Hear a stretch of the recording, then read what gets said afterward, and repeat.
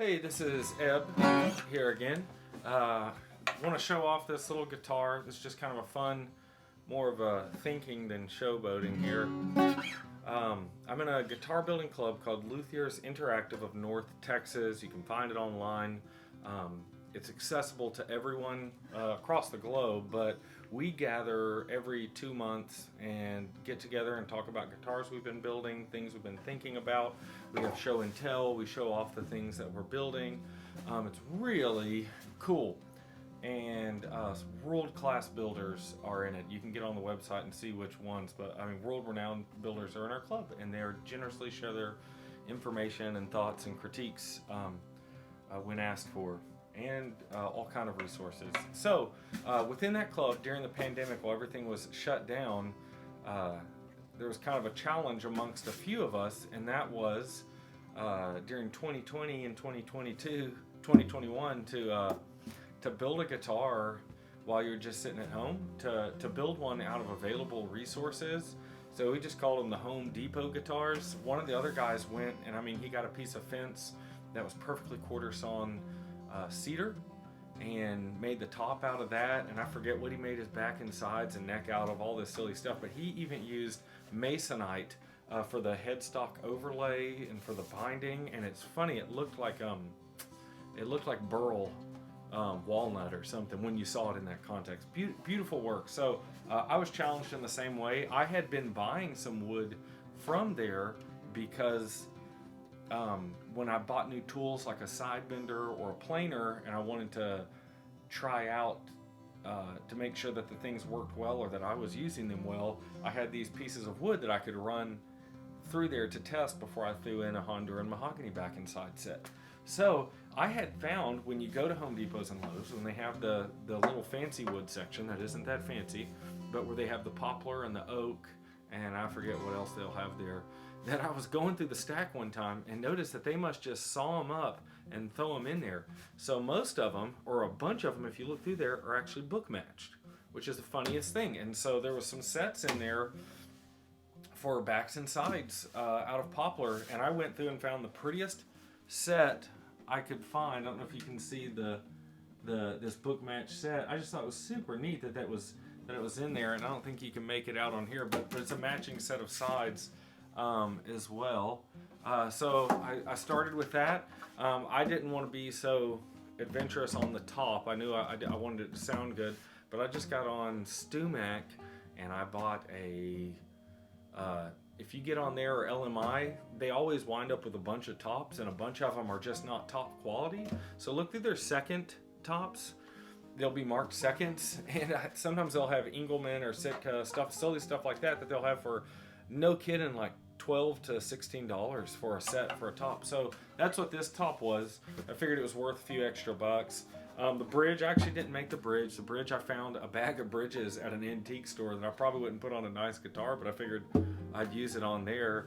And then the neck is just, I did like the traditional method of stacking and doing a scarf joint on the headstock and then stacked heel here. The binding is all, I went through some more, what do you call that stuff? More poplar, and found that there was some of it comes in different colors, and I found some of it that was gray. And that's what I cut all of my binding from. And then just a red oak fingerboard, which I wouldn't recommend, and I wouldn't recommend a poplar neck either. Both were just not rigid enough for the job. Some kind of little veneer from some old furniture I had laying around on the back. These are like $15 tuners off of Amazon. I forget what that overlay is on the front, and I just stenciled my name across it. Just made this little OM, and the thing I wanted to point out is definitely I have a lot of tools to do it, but in total cost, counting strings, I added it up. It's definitely more than $50 worth of supplies, but it's definitely well under $75 worth of supplies that went into this. Obviously, our time is valuable as well. But yeah, so just whatever you can find around you to get started and try building, try things out.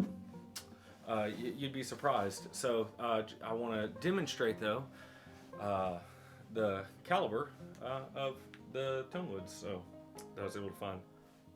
One last thing, I believe I think the braces were probably also the cheap second bracing off of StewMac, but they could have been piano bracing or something I'd pulled recycled somewhere.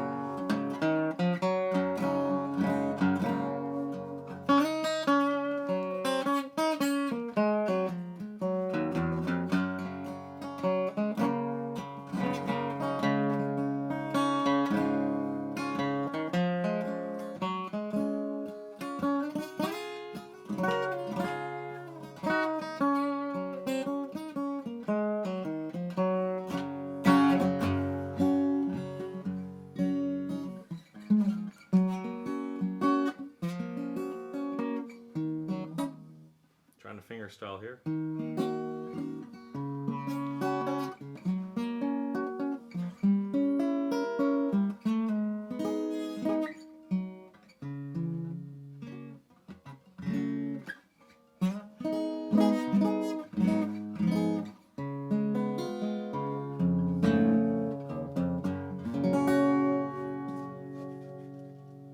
So lots of sound. I don't think I've changed these strings since I put them on when I first built it. So, one last thought. I decided to do something different and try to be like the traditional old guitars that I do have with poplar necks, and only put just like some reinforcements in the neck. I would rethink that in the future. I'll definitely spend a 10-15 extra bucks to get a adjustable truss rod. The poplar's a little soft even with the reinforcements. I have to use really light strings. But yeah, cut down the stuff you have. I thinned all this down with a safety planer, just the little planer that fits on your drill press, to thin it all down, and then hand sanded the rest. And all of the finishing products were just the spray finishes that they have for sale at Lowe's as well. So it's some kind of urethane, or I might have used, I forget what it is, but whatever they had there. I think I mixed some of color in some of it, obviously, to get the spray on there. But hope you learned something from this.